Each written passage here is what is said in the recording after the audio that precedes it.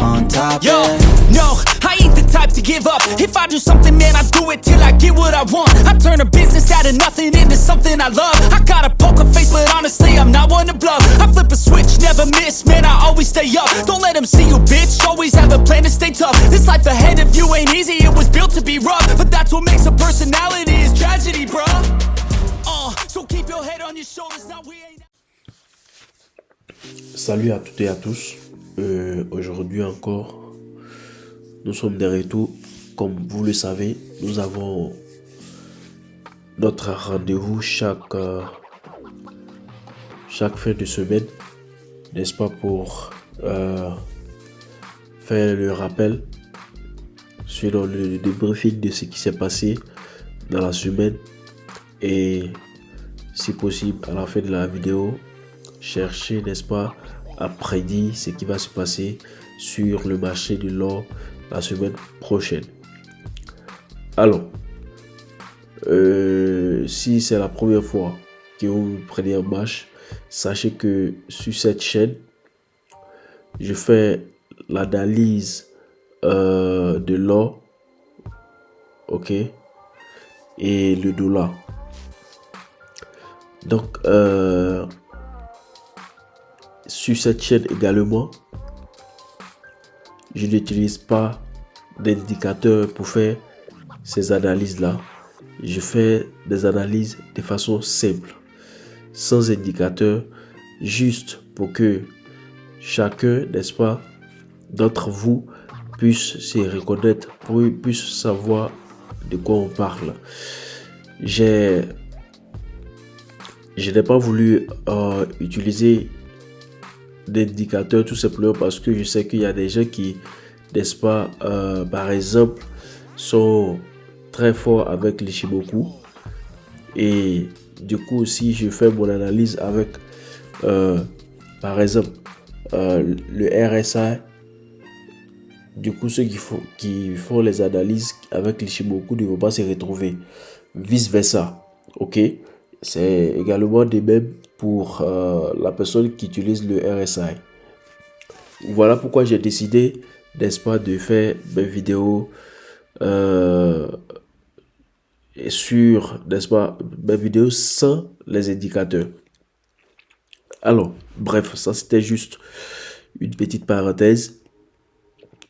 Donc, comme vous pouvez le constater, ce soir nous sommes sur notre graphique. Donc, je disais comme ça, ceux qui, n'est-ce pas, qui viennent d'arriver sur cette chaîne pour la première fois, sachez que les droites que j'utilise, n'est-ce pas, sont, n'est-ce pas, des droites que j'utilise pour expliquer la stratégie, sinon du coup, du moins mes analyses, ok. Donc, vous allez également remarquer, n'est-ce pas, ces droites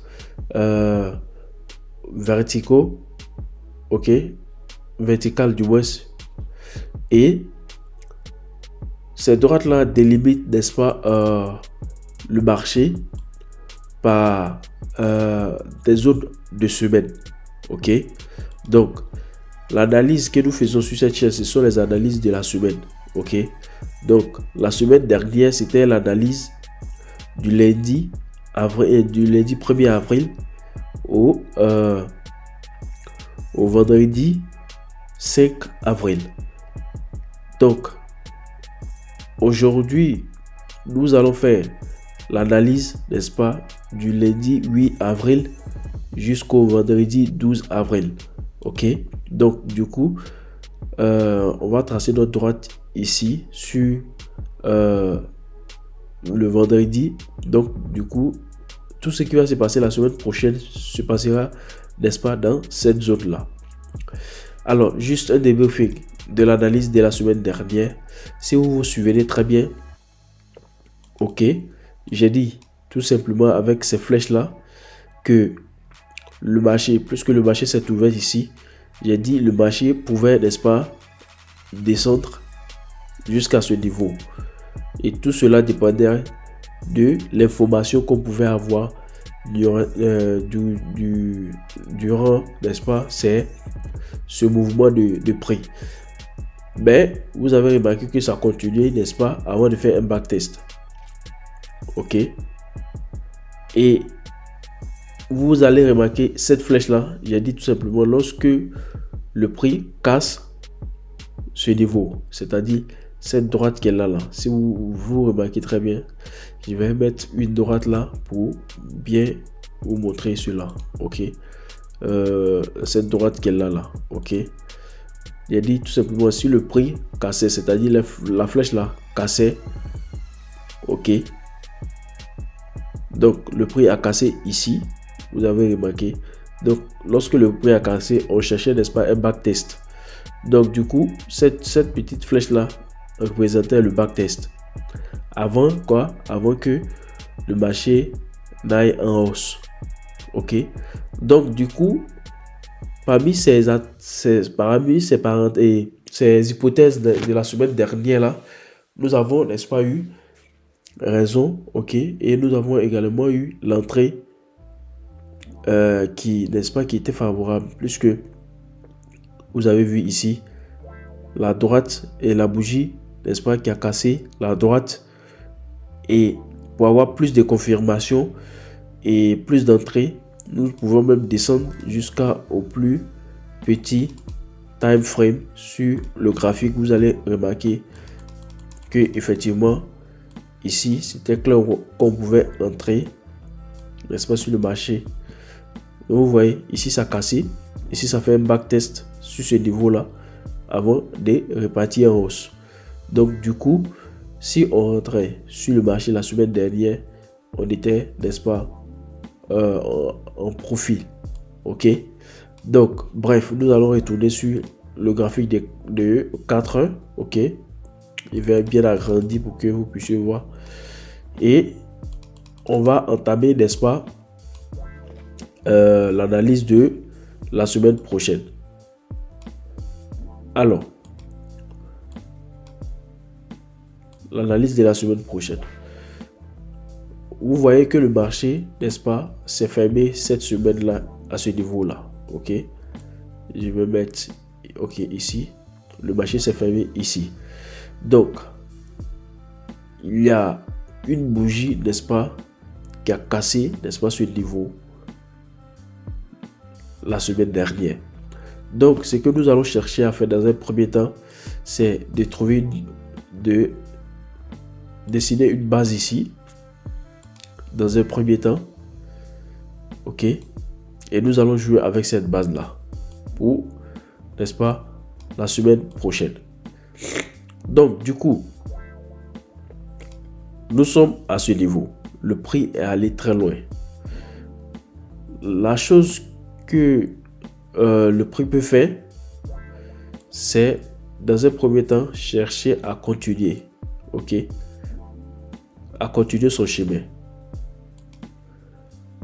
Avant de faire le backtest après et chercher la hausse. Ça, c'est une première hypothèse. Deuxième, le prix peut descendre et venir tester ce niveau-là. Le niveau qui a été créé, n'est-ce pas, qui a été brisé la semaine passée. Lorsque ça teste ce niveau-là, ça peut repartir en hausse. Ok. Ou encore, le prix peut faire ses jeux, casser ce niveau-là. Ok. Faire un backtest. Et chercher, n'est-ce pas, à tester ce niveau. On va même arriver jusqu'en bas. Voyez-vous? Donc, ça, ce sont les hypothèses, n'est-ce pas, qui peuvent arriver la semaine prochaine. Donc, comme vous le savez tous, après avoir émis ces hypothèses-là, je vous demande toujours d'attendre la confirmation. Parce que seule la confirmation va vous donner, n'est-ce pas, l'orientation, n'est-ce pas, vraiment du marché pour la semaine. Ok, donc vous allez attendre à ce que la bougie casse, n'est-ce pas, notre droite, et en plus de cela, vous allez attendre, si possible, un backtest avant d'entrer sur le marché, et au même moment chercher, surtout pour les scalpers, chercher à placer vos entrées à travers les niveaux qui, n'est-ce pas, les niveaux que le prix a touché dans le passé. Donc c'est ainsi, n'est-ce pas, qu'on devient plus profitable à long chemin. Ok, donc chers abonnés, je ne vais pas trop durer ce soir. Ok, et je crois bien que vous avez compris un peu l'analyse. Ok, vous avez compris un peu l'analyse, et il faudrait attendre toujours la confirmation, ok, avant d'entrer sur le marché. Et pour ceux qui veulent chercher, n'est-ce pas, à me joindre, il y a mon Telegram en description, vous allez voir. Et il y a également les brokers que j'utilise d'habitude. J'ai le lien, n'est-ce pas, de ces brokers là en description. Donc vous pouvez choisir les brokers que vous voulez à travers ma description. Ce sont des brokers que j'ai déjà choisi et j'ai déjà testé, et que pour moi ça va. Même si la majeure partie de ces brokers là, pour le moment, ils ont été bannis, ok, du MetaTrader 5 et MetaTrader 4. Donc ils ont eux-mêmes leurs applications, donc ce qui aussi facilite, n'est-ce pas, la tâche. Donc ils ont eux-mêmes leurs applications. Vous allez, n'est-ce pas, chercher à apprendre à maîtriser l'application de ces brokers là, et, n'est-ce pas, commencer à faire du trading. Dans le cas contraire, j'ai un autre d'autres brokers, du moins ce que j'utilise actuellement, parce que je suis, n'est-ce pas, habitué à utiliser la plateforme MetaTrader 5 et MetaTrader 4. Donc du coup, j'ai toujours cherché des brokers qui, n'est-ce pas, utilisent encore ces plateformes là, c'est-à-dire les brokers qui ne sont pas encore bannis. Ok, donc du coup, j'ai Black Bull que j'utilise, j'ai Coinex que j'utilise aussi actuellement. Donc ce sont les deux brokers que j'utilise qui, n'est-ce pas, eux aussi ils utilisent la plateforme de MetaTrader 5 et MetaTrader 4. Donc en ce qui concerne encore Trader, en ce qui concerne Ugosway, ou encore d'autres plateformes, n'est-ce pas, que eux-mêmes ils utilisent maintenant, comme ActTrade. Par exemple, ActTrade, c'est un co-trader qui utilise ActTrade, et je pense bien ProTrader, c'est la plateforme que Ugosway utilise. Donc du coup, je pense bien que vous devez d'abord vous pencher sur ceux qui utilisent actuellement les plateformes comme MetaTrader 5 et MetaTrader 4, parce que ça va vous faciliter la tâche.